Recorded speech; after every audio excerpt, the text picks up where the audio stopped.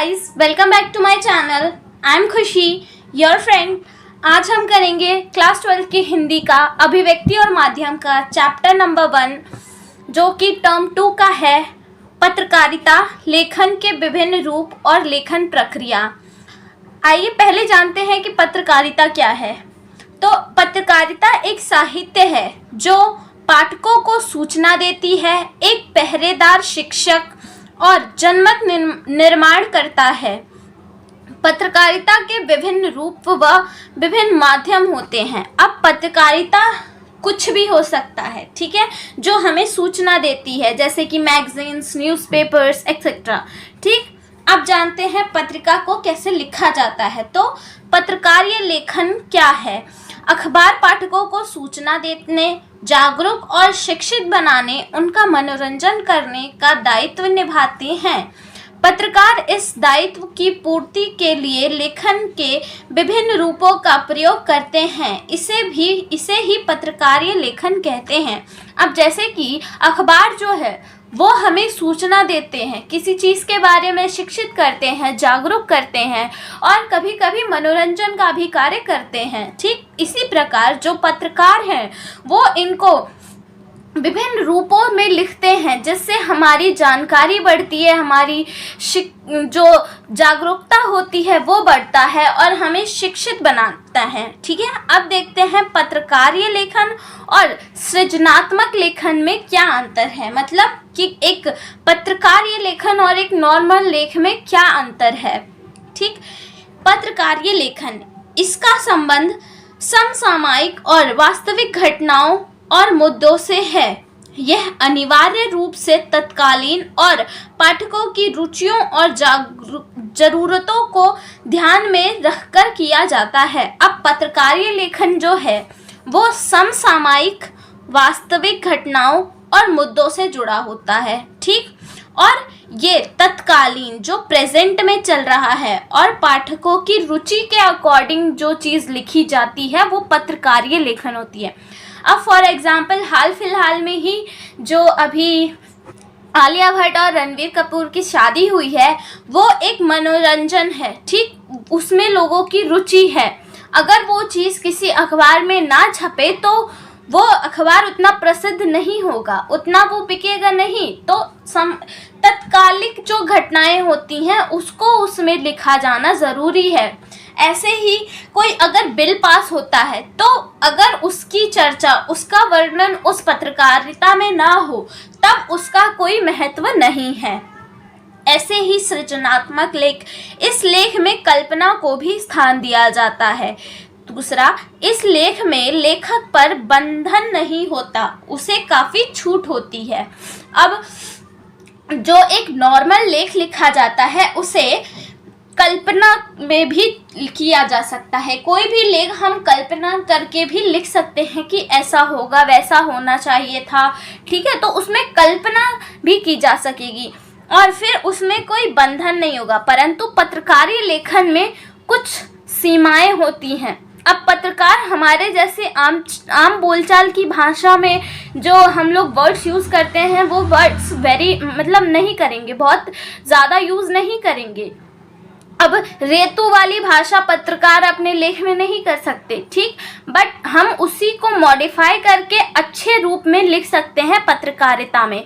ऐसे ही जो सृजनात्मक लेख है उसमें हम अपने विचार डाल सकते हैं, परंतु पत्रकारिता में हम अपने विचार नहीं डाल सकते। उसमें जो तत्कालिक घटना है उससे जुड़ी ही बातें हम डाल सकते हैं, अपने विचारों को उसमें प्रकट नहीं करते हैं। अब आगे देखते हैं अच्छे लेखन के लिए ध्यान देने योग्य बातें। पहला, विषय की प्रस्तुति सरल, सहज और रोचक हो। विषय तथ्यों द्वारा पुष्ट हो। लेख उद्देश्यपूर्ण हो और सीधी, सरल एवं प्रभावी भाषा हो। तो देखिए, अब कोई भी आप लेख लिखते हैं तो उसे पाठक क्यों पढ़ेगा? क्योंकि उसकी भाषा सरल, सहज और रोचक होनी चाहिए, उसमें इंटरेस्ट चीज़ होनी चाहिए। अब बोरिंग बुक्स आप भी प्रेफर नहीं करते होंगे पढ़ना, ठीक है। तथ्यों की पुष्टि हो, जो उसमें आपने चीज़ें डाली हैं, जो उसमें आपने लिखा है वो सच होनी चाहिए। ऐसे नहीं कि बस झूठी अफवाहों पे ही हम उस पत्रकारिता को लिख दें, ठीक है। फिर लेख उद्देश्यपूर्ण हो। अब किसी उद्देश्य को लेके वो लेख लिखा जाना चाहिए। अब फॉर एग्जाम्पल हम ले सकते हैं कि अब हम खेल के बारे में लेख लिख रहे हैं और उसमें हम मनोरंजन डालते हैं और उसमें रोचकता बढ़ाते हैं, तब वो लेख सही है। बट अगर हम उस खेल के लेख में हम अपनी आम मर्रा की ज़िंदगी को जोड़ने लगे तो वो उद्देश्यपूर्ण नहीं होगा, ठीक। अब उसकी भाषा जो है वो सीधी, सरल एवं प्रभावी होनी चाहिए, जो पाठकों को समझ आ सके, ठीक है बच्चों। अब आगे देखते हैं। अब देखिए पत्रकार के प्रकार। अब हमने देखा कि पत्रकारिता क्या होती है, ठीक है, उसको लिखते कैसे हैं, उनको कैसे बांटा गया है। अब जो उनको लिखता है, पत्रकार जो होते हैं, उनके कितने प्रकार हैं। पत्रकारिता के 3 प्रकार हैं, पूर्णकालिक, अंशकालिक और फ्रीलांसर, ठीक है। तो ये पूर्णकालिक क्या है, किसी समाचार संगठन के नियमित वेतन भोक्ता, ठीक है, कि कोई भी एक व्यक्ति है वो किसी समाचार से जुड़ा हुआ है और वो वहाँ पे परमानेंटली काम कर रहा है, तो उसे वो पूर्णकालिक कहेंगे। अंशकालिक एक निश्चित मानदेय पर काम करने वाला, मतलब कि कुछ समय तक वो उस पत्रकारिता से जुड़ा है, उसको एक निश्चित मानदेय दिया जाता है, ना कि वेतन। वेतन अलग होता है, मानदेय अलग होता है, ठीक है, उसको उस फिक्स पे रखा गया है और वेतन जो होता है वो बढ़ती घटती रहती है, ठीक है। वो कम समय के लिए होता है किसी पत्रकारिता के साथ और उसको एक निश्चित मानदेय दिया जाता है। और जो फ्रीलांसर होता है वह स्वतंत्र पत्रकार होते हैं, जो भुगतान के आधार पर अलग अलग अखबारों के लिए लिखते हैं। अब फ्रीलांसर जो होते हैं वो स्वतंत्र होते हैं, उनको जो भी ज़्यादा पैसे देगा वो उसके लिए लेख लिखेंगे, ठीक है, या उनके अंदर की भावना जिस पत्रकारिता के लिए जागेगी वो उनके लिए लेख लिखेंगे। अब आगे देखते हैं। अब जो पत्रकारिता है वो उल्टा पिरामिड शैली में लिखी जाती है, ठीक है। अब ये उल्टा पिरामिड शैली क्या है वो हम देखते हैं आगे। उल्टा पिरामिड शैली मतलब कि पहले अगर हम कोई भी चीज़ लिखते हैं तो हम उसका पहले इंट्रो देते हैं, फिर उसकी बॉडी लिखते हैं, देन एंड में एंड कर देते हैं, ठीक। बट उल्टा पिरामिड में क्या है, जो एंड वाली बात है, जो सबसे इम्पॉर्टेंट बात है, उसको हम पहले लिखते हैं, फिर उससे कम महत्वपूर्ण बातों को लिखते हैं और अंत में हम सबसे कम महत्वपूर्ण बातों को लिखते हैं। और कभी कभी पत्रकारिता चाहे अखबार में जगह कम होने की वजह से जो अंत वाला है उसको छोड़ भी दिया जाता है। तो आपका जो उल्टा पिरामिड शैली है वो कुछ इस प्रकार बनता है, जिसमें सबसे पहले आता है मुखड़ा, फिर आती है बॉडी, फिर आता है समापन। मुखड़े में क्या सबसे महत्वपूर्ण बातें होती हैं, बॉडी में क्या होता है उससे कुछ कम महत्वपूर्ण बातें होती हैं और समापन में सबसे कम महत्वपूर्ण बातें होती हैं। अब जो ये उल्टा पिरामिड शैली है इसमें हम 6 ककारों का उत्तर देते हैं। ये 6 ककार क्या है वो हम देख लेते हैं। तो जो हमारा मुखड़ा है उसमें सबसे पहले महत्वपूर्ण बातों को कि क्या है, कौन, कहाँ और कब, इनमें 4 ककारों के उत्तर दिए जाते हैं। बॉडी जिसमें कुछ कम महत्वपूर्ण बातों का योगदान होता है, उसमें आता है कैसे और क्यों। और समापन में तथ्य और स्रोत, ठीक है, जिसमें कम महत्वपूर्ण बातों का वर्णन किया जाता है। फॉर एग्जाम्पल, अगर कहीं किसी का मर्डर हुआ, चाहे कोई केस आया, ठीक है, तो उसको अगर कोई पत्रकारिता या अखबार वाले अपने अखबार में उसे शामिल करना चाहेंगे तो वो सबसे पहले ये बताएंगे कि वो कौन था, कहाँ का था और कब हुआ और क्या हुआ, कि किसका मर्डर हुआ, ठीक है, क्या हुआ, मर्डर हुआ, कौन, किसका हुआ, व्यक्ति का हुआ, उसकी वेशभूषा बताएंगे, कहाँ हुआ उस स्थान को बताएंगे और कितने समय हुआ, ताकि जो उनके परिजन हैं वो जाके अगर उनके यहाँ से कोई है तो उसे बचा ले या फिर उससे मिल सके। फिर दूसरी बात क्या लिखेंगे वो कि वो कैसे हुआ, कि किस प्रकार वो उस मर्डर को उन्होंने अंजाम दिया और क्यों किया। आखिरकार उन्हें उस मर्डर को करने के पीछे कोई ना कोई वजह तो होगी, तो उसका रीज़न बताते हैं। अब एंड में क्या होता है कि अब हमें ये ज़रूरी नहीं है ना कि वहाँ पे कितने लोग मौजूद थे, उन्होंने क्या क्या देखा, ठीक है, और फिर उसकी क्या कलर है उसके स्किन का, ये सब बताना उतना आवश्यक नहीं होता है, तो वो सब हम समापन में नहीं डालते हैं। और कभी कभी पत्रकारिता या अखबार में स्पेस कम होने की वजह से, जगह कम होने की वजह से हम समापन को छोड़ भी देते हैं। ठीक, अब आगे देखते हैं फीचर क्या है। अब यह एक सुव्यवस्थित, सृजनात्मक और आत्मनिष्ठ लेख है जिसका उद्देश्य पाठकों को सूचना देना, शिक्षित करना तथा मनोरंजन करना होता है। अब जो ये फीचर है ये एक प्रकार का आपका लेख है जो कि एक सृजनात्मक, सुव्यवस्थित और आत्मनिष्ठ लेख होता है। इसमें पाठकों को सूचना देना, शिक्षित करना और मनोरंजन करना इसका उद्देश्य होता है। अब फीचर लेखन में आप कुछ भी लिख सकते हैं, आप अपनी बातें भी लिख सकते हैं, आप किसी और की बातों को सुनकर भी उस पर लेख लिख सकते हैं। बेसिकली इसका मोटिव क्या होता है कि ये लोगों को जागरूक करे, शिक्षित करे, उनका मनोरंजन करे। ठीक है, अब आगे देखते हैं। पत्र भी देखा और फीचर भी देखा। हमने पढ़ा कि पत्रकारिता क्या होती है, उसको लिखा कैसे जाता है, उसके प्रकार कितने हैं, और हमने ये भी जाना कि फीचर क्या होते हैं। अब इन दोनों में अंतर देखते हैं। समाचार, समाचार का कार्य पाठकों को सूचना देना होता है।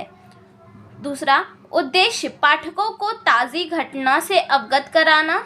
तीसरा, इसमें शब्द सीमा होती है। चौथा, लेख के विचारों या कल्पना के लिए जो स्थान नहीं होता।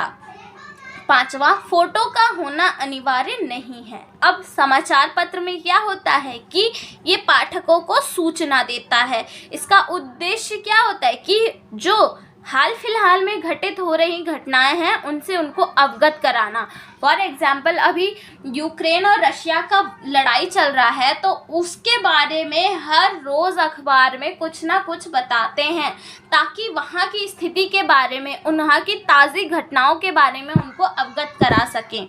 ठीक, अब इसमें शब्द सीमा होती है, जिसके कारण हम कभी कभी जो हमारा उल्टा पिरामिड शैली है उसके समापन को छोड़ भी देते हैं। ठीक, लेखक के विचारों या कल्पना के लिए कोई स्थान नहीं होता। अब इसमें क्या होता है कि लेखक जो तथ्य है, जो स्रोत है उनका, उसी के आधार पर वो अपना समाचार पत्र लिखेंगे। उसमें उनकी कल्पना, उनके विचारों का कोई स्थान नहीं होता। और इसमें फोटो का होना अनिवार्य नहीं है, हो तब भी ठीक, ना हो तब भी ठीक। ठीक है, अब आते हैं फीचर लेखन पे। तो फीचर एक सुव्यवस्थित, सृजनात्मक एवं आत्मनिष्ठ लेख है। ठीक है, अब दूसरा, उद्देश्य पाठकों को सूचना देना, शिक्षित करना और मनोरंजन करना। इसमें शब्द सीमा नहीं होती। लेखक की कल्पना और विचारों को भी स्थान मिलता है। फोटो या ग्राफिक्स होना अनिवार्य है। अब देखिए इसमें कुछ अंतर आ गया समाचार से। फीचर क्या है? एक सृजनात्मक और आत्मनिष्ठ, अपने तरीके से लिखा हुआ कोई भी लेख है। किसी भी लेख का उद्देश्य यही होता है कि वो पाठकों को सूचना दे, शिक्षित करे, जागरूक करे और उसको मनोरंजन करे। ठीक है, परंतु जो समाचार पत्र है उसमें शब्द सीमा होती है और फीचर लेखन में शब्द सीमा नहीं होती। ठीक है, और जो समाचार पत्र है उसमें लेखक के विचारों और कल्पनाओं को स्थान नहीं मिलता है, परंतु फीचर लेखन में लेखक अपनी कल्पना, विचारों को भी उसमें मिला सकता है, उसमें स्थान दिला सकता है। और समाचार पत्र में फोटो या ग्राफिक्स का होना अनिवार्य नहीं है, हो तब भी ठीक, नहीं हो तब भी ठीक, परंतु फीचर लेखन में फोटो या ग्राफिक्स का होना अनिवार्य है, वो ज़रूरी है, वरना फीचर लेखन एक सही फीचर लेखन नहीं कहलाएगा। अब आगे देखते हैं। अब हम कुछ फीचर लेखन के प्रकार देखते हैं। जैसे कि फीचर के प्रकार: समाचार, बैकग्राउंड फीचर, खोजपरक फीचर, साक्षरता फीचर, जीवन शैली फीचर, रूपांतरमाक फीचर, व्यक्ति चित्रण फीचर या यात्रा फीचर। अब हम ये जितने भी टॉपिक या प्रकार हैं फीचर के, इसमें हमने देखा कि जो ये फीचर है इसके अलग अलग प्रकार हैं। इसमें हम अपनी शैली को भी डाल सकते हैं, हम अपनापन भी डाल सकते हैं, अपने विचारों को प्रकट कर सकते हैं। अब हमारी यात्रा हो चाहे किसी और की यात्रा हो, उसके बारे में हम अपने विचारों को भी प्रस्तुत कर सकते हैं। किसी व्यक्ति विशेष का चरित्र चित्रण हो, ठीक है, उसके बारे में हमें क्या लगता है, हम क्या सोचते हैं, वो भी उसमें हम मिला सकते हैं। अब आते हैं आगे। अब आता है विशेष रिपोर्ट क्या है। ठीक, समाचार पत्र और पत्रिकाओं में गहरी छानबीन, विश्लेषण और व्याख्या के आधार पर जो रिपोर्ट प्रस्तुत की जाती है उसे विशेष रिपोर्ट कहते हैं। अब रिपोर्ट तो सब कोई बनाता है कि क्या हुआ, कैसे उसको पूर्ण किया गया, कैसे उसको प्राप्त किया गया। बट विशेष रिपोर्ट क्या होता है कि जो गहरी छानबीन, विश्लेषण और व्याख्या के आधार पर की जाती है, जो रिपोर्ट बनाई जाती है उसको विशेष रिपोर्ट कहते हैं। ठीक है, अब आगे विशेष रिपोर्ट के प्रकार। ठीक, खोजी रिपोर्ट, इन डेप्थ रिपोर्ट, विश्लेषणात्मक रिपोर्ट और विवरणात्मक रिपोर्ट। ठीक है, विशेष रिपोर्ट 4 प्रकार के होते हैं। पहला, खोजी रिपोर्ट। पत्रकार ऐसी सूचना और तथ्यों की छानबीन कर जनता के समक्ष लाता है जो पहले सार्वजनिक ना हो। खोजी रिपोर्ट मतलब उसमें खोज करना, उसमें छानबीन करना, जो कि एक तरीके से सार्वजनिक ना हो, कोई भी चीज़ हो उसे सार्वजनिक रूप से ना बताया गया हो, उसको खोजी रिपोर्ट कहते हैं।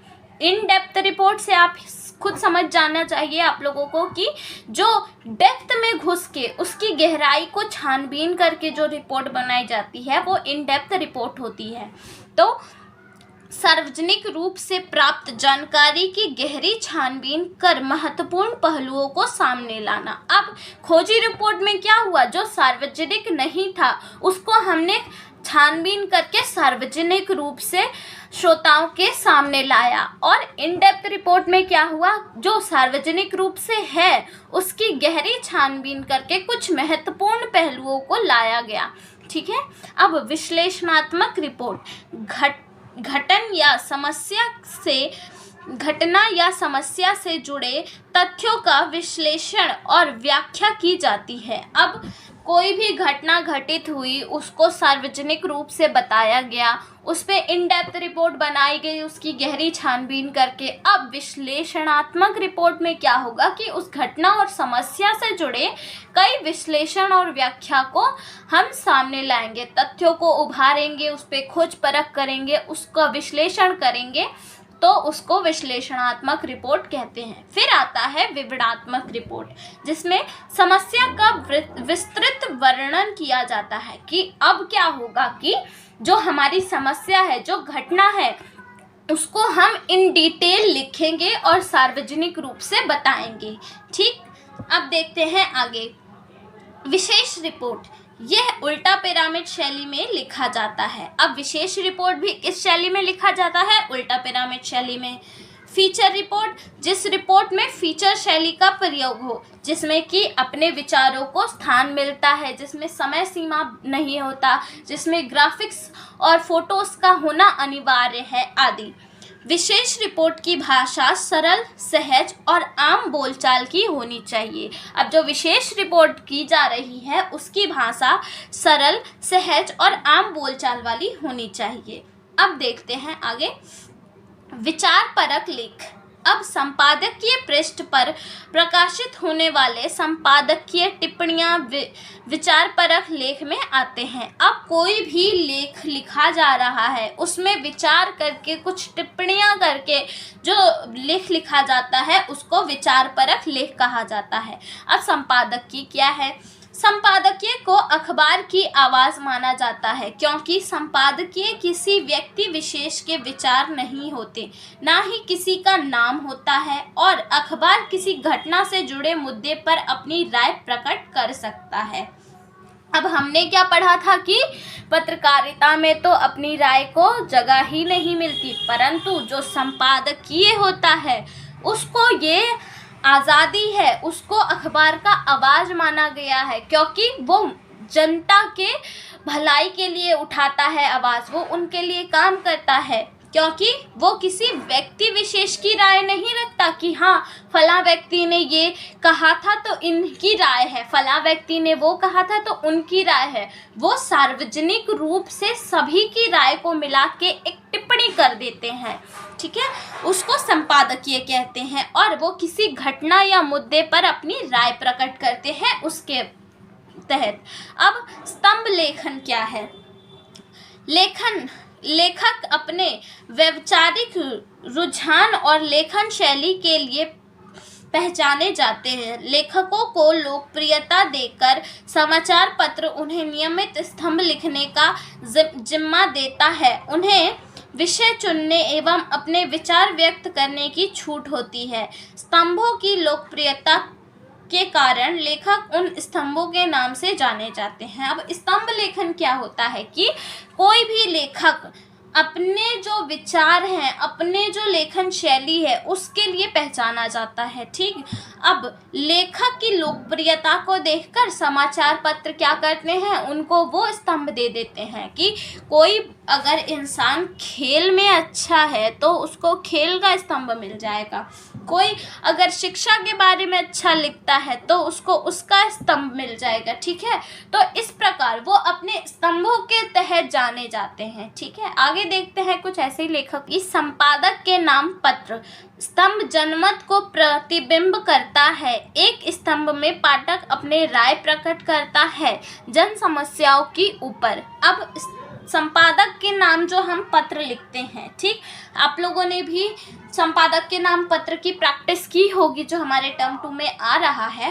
वो क्या होता है, हम क्यों लिखते हैं संपादक के नाम पत्र? तो स्तंभ जनमत को प्रतिबिंब करता है। किसी को अगर साफ सफाई का स्तंभ दिया गया है तो वो उस पूरे जनमत को, पूरे लोगों को वो रिप्रेजेंट करेगा। और अगर हम अपनी राय प्रकट करके संपादक के नाम पत्र लिखते हैं तो हम जन समस्याओं के ऊपर अपने विचारों की राय को प्रकट करते हैं। अब हम इतने देर से बात किए जा रहे हैं लेख लेख लेख,